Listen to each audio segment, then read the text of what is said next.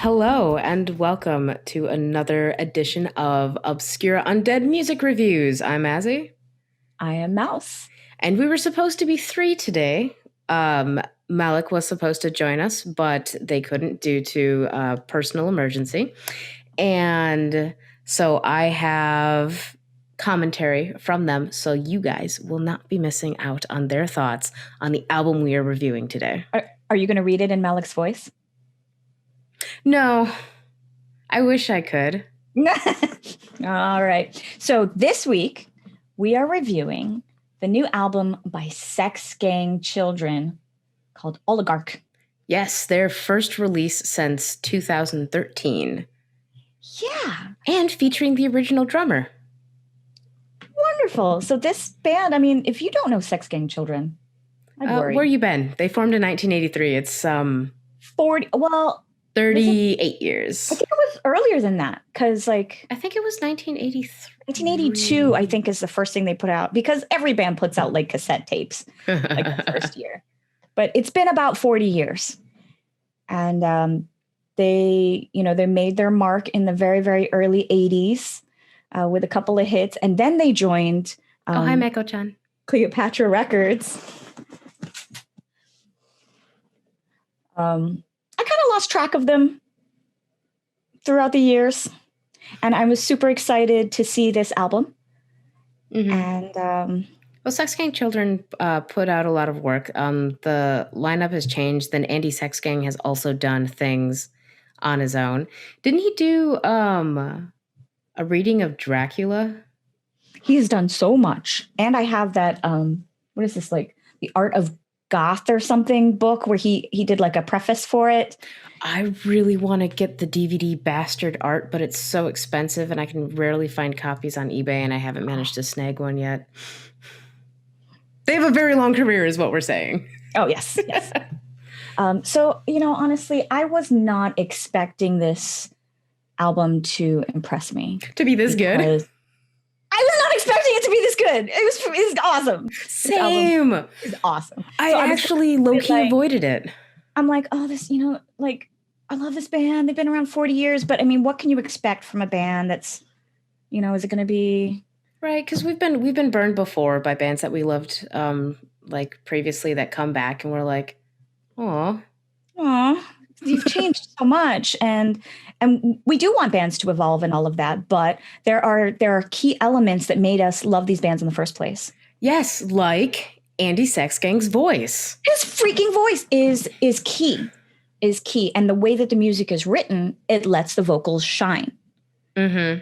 And the way the lyrics are written in that really like stream of consciousness, weird jumble of references a la like Little Alex from Clockwork Orange or even like any of the beat poets.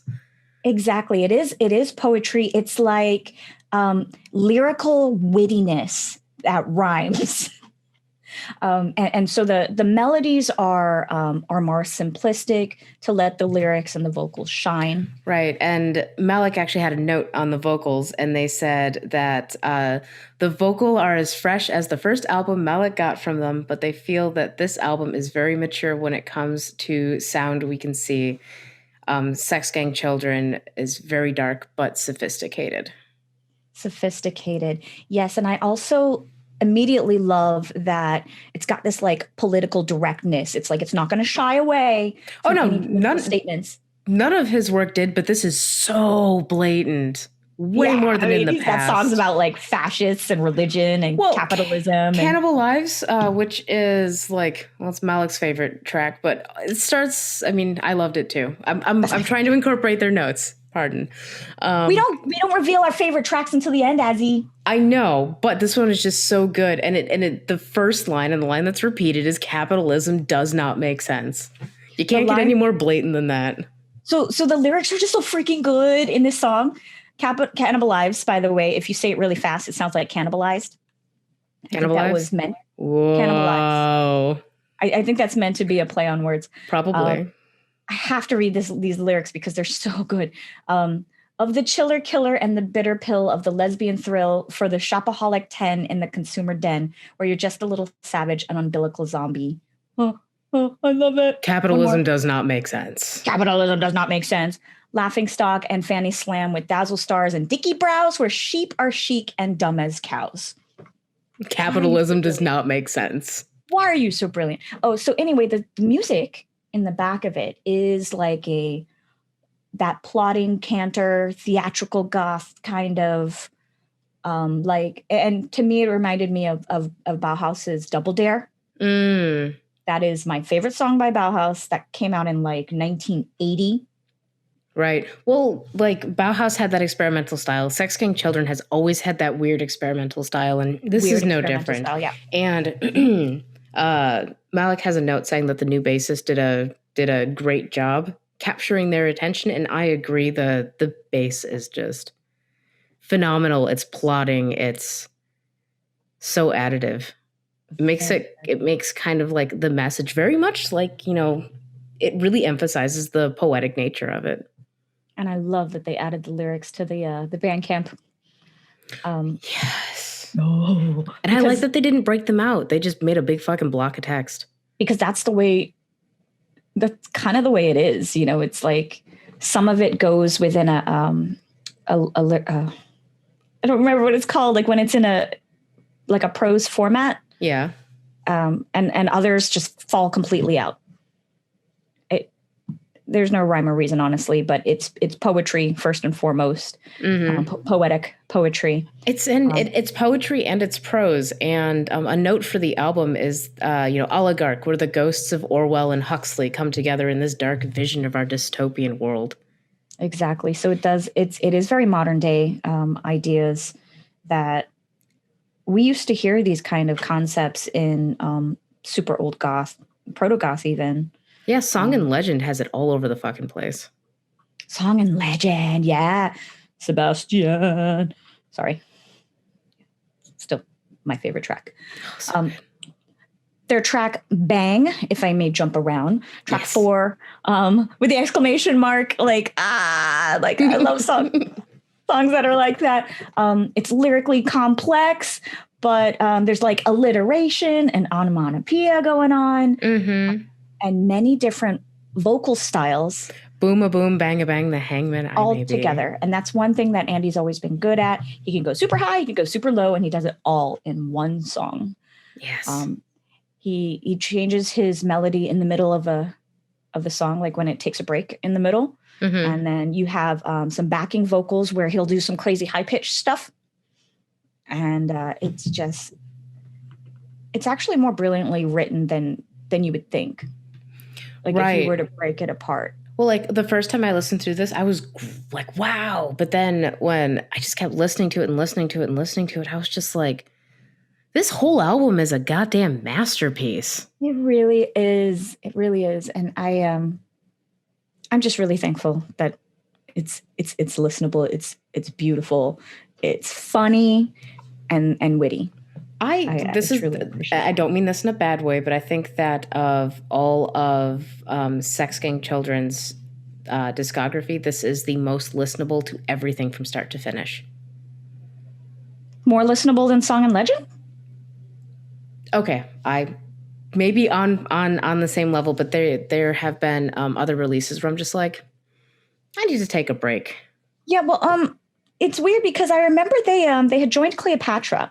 First they released, a couple of releases, and Sebastian got popular like right around 1983, and then they joined Cleopatra and they put out a record. Like their first 5 releases had Sebastian on it. Like they put out all these like, here's a live, here's a best of already, and Sebastian is on it. Oh yeah, they had live at the Lyceum that was. Yeah.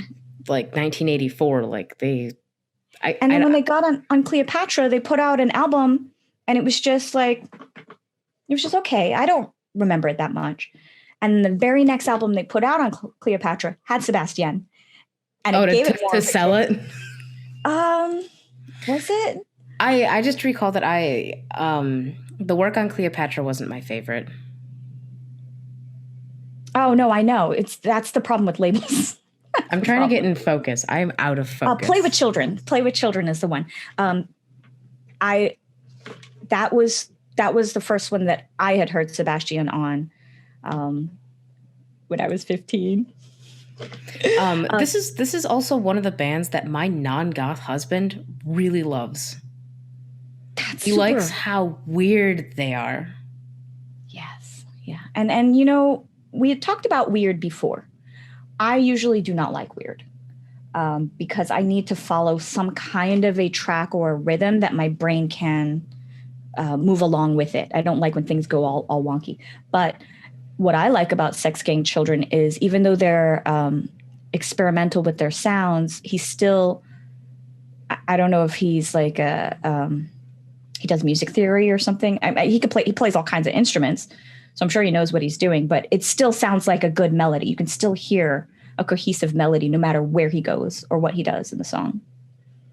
And so as experimental as Sex Gang Children has been, it's good weird for me. It's not it doesn't like, lose me.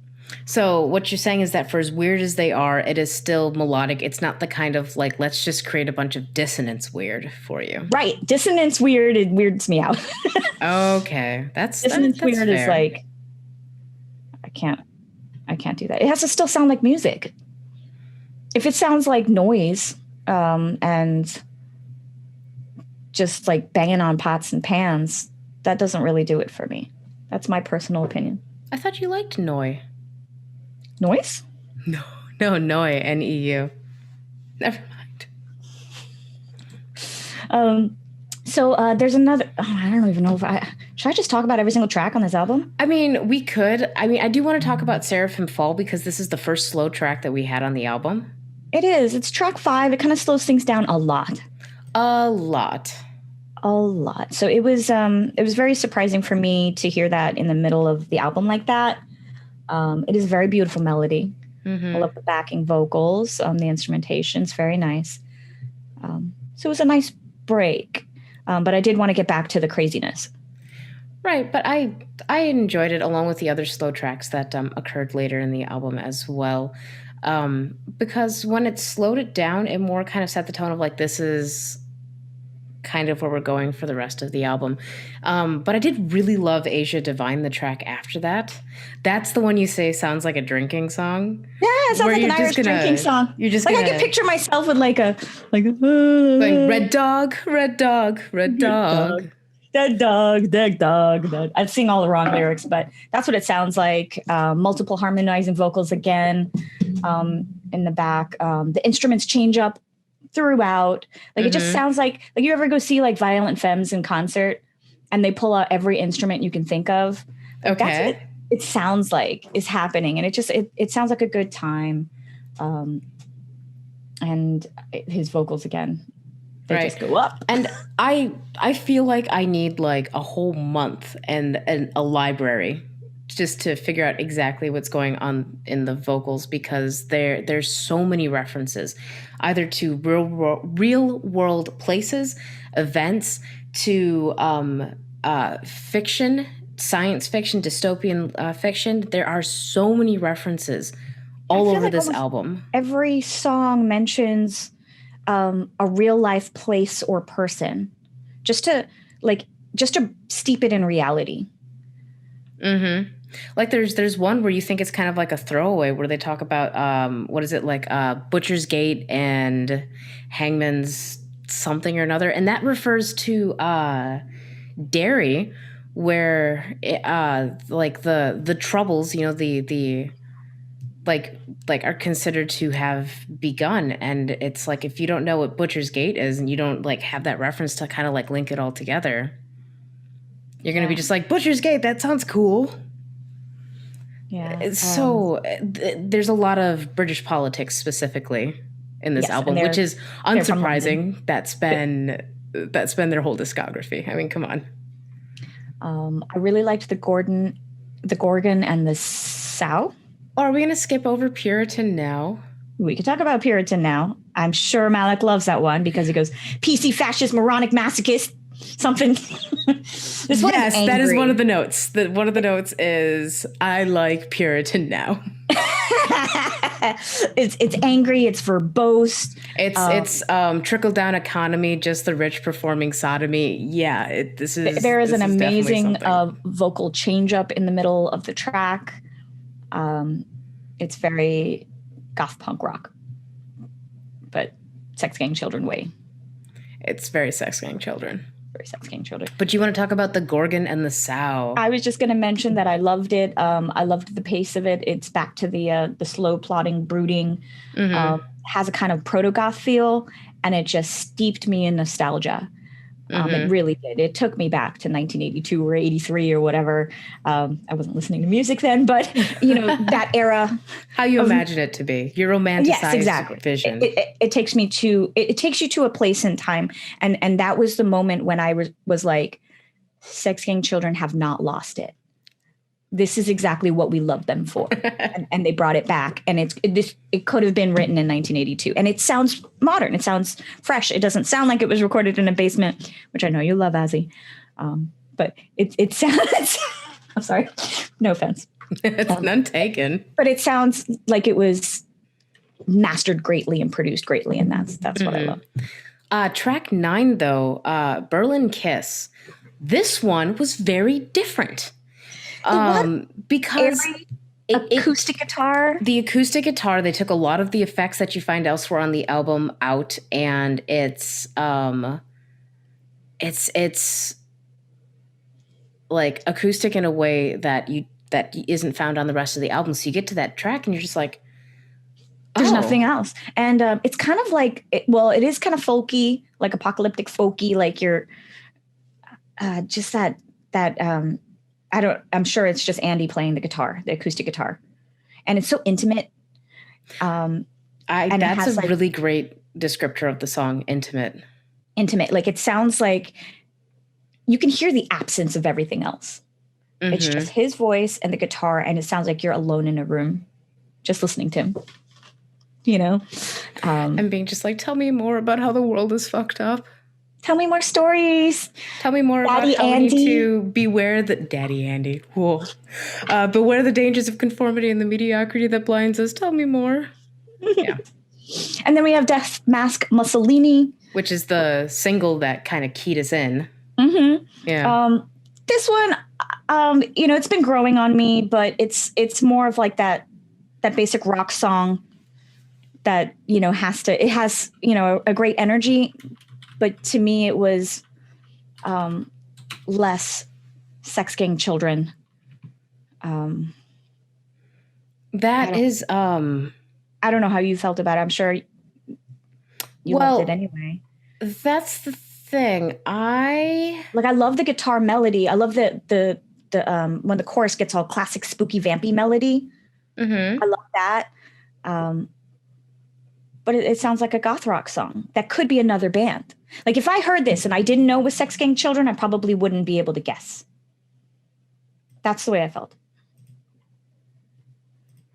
Well, if it helps, this song was originally recorded in 2009. That's a while ago.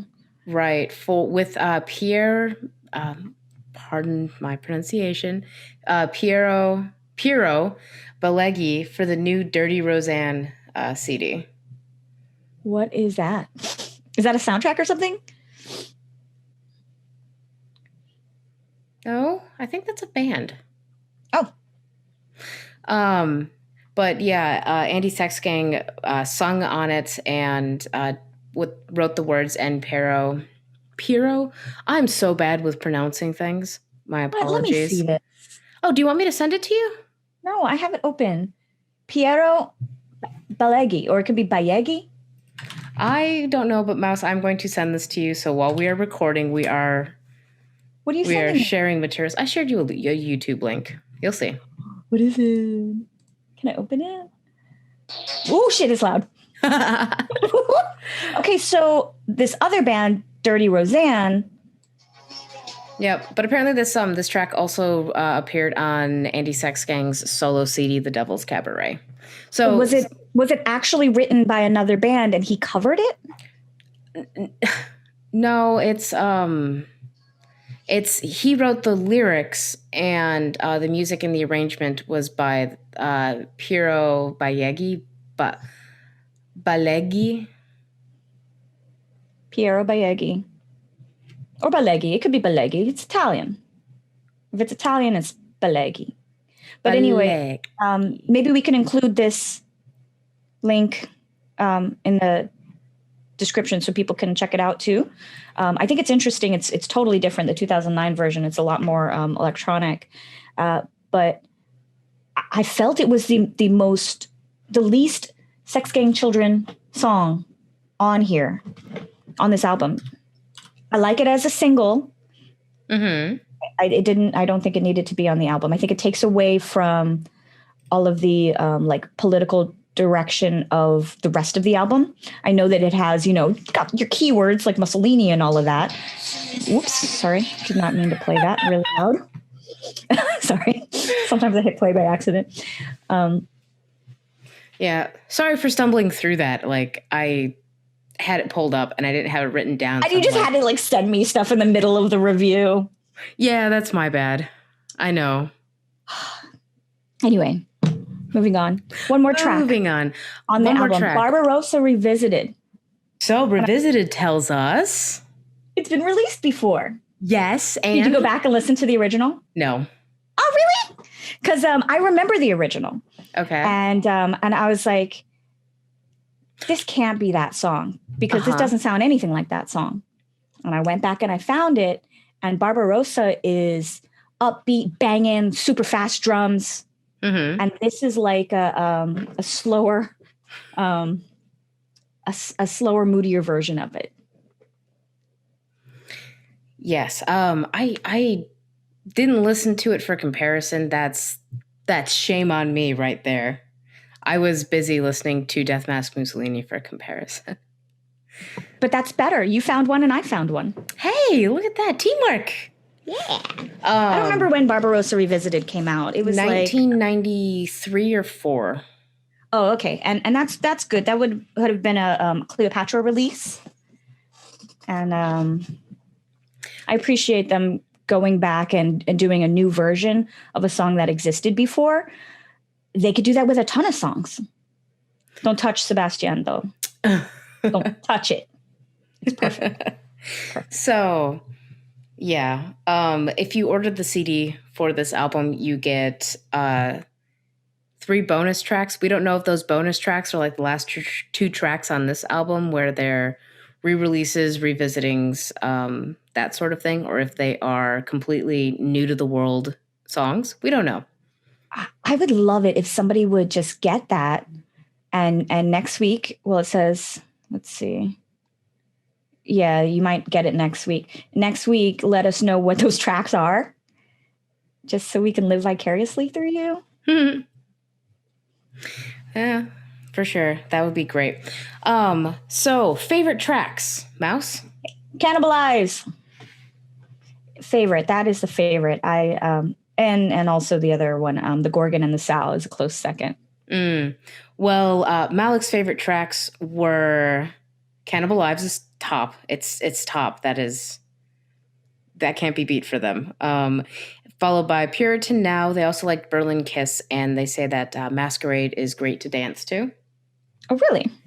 For me, put it on and dance to it already. I'm sure they have.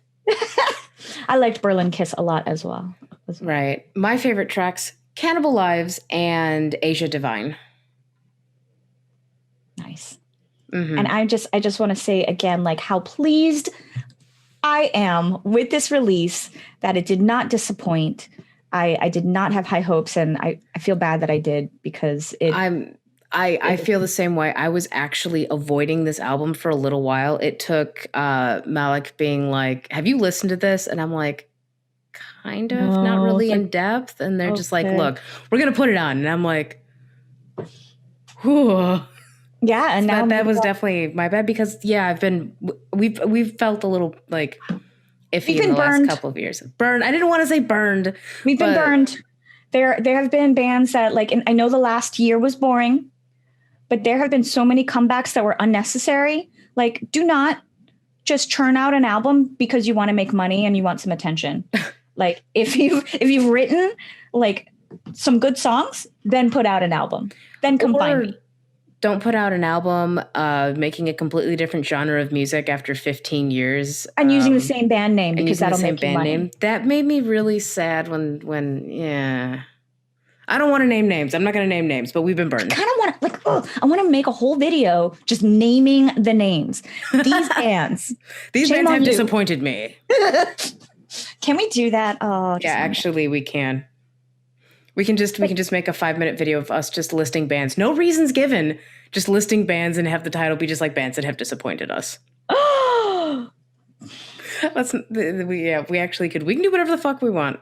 We can. So thank you. I enjoyed this review as well. Yeah. It was probably way too long, but oh god, but we had so much to say, and there's still so much we left out. I mean, Sex Gang children have a 40 fucking year career. So here's what's gonna happen.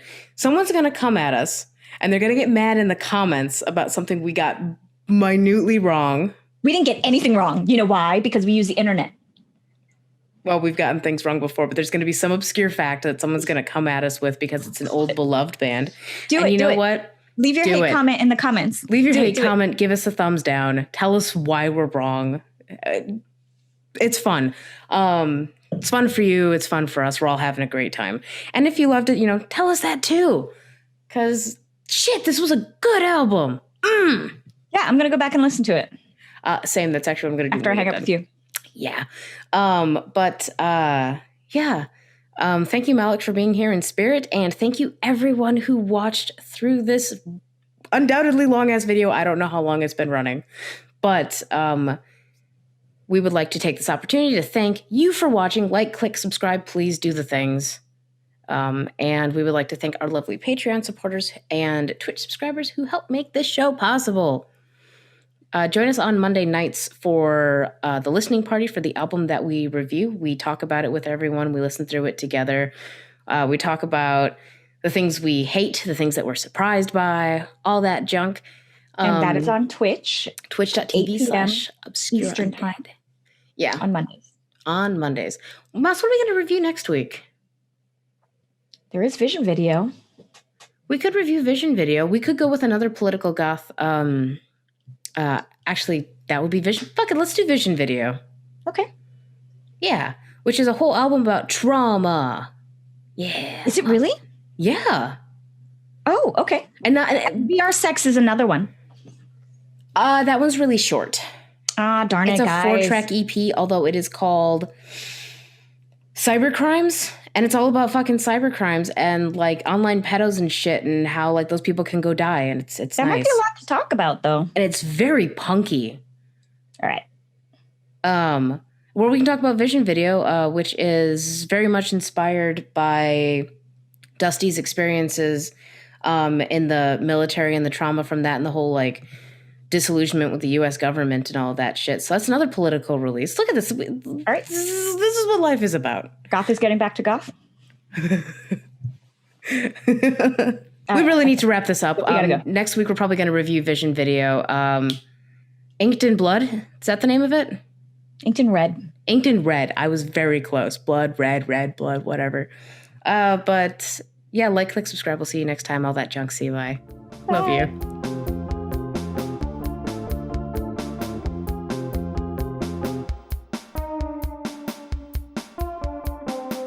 This is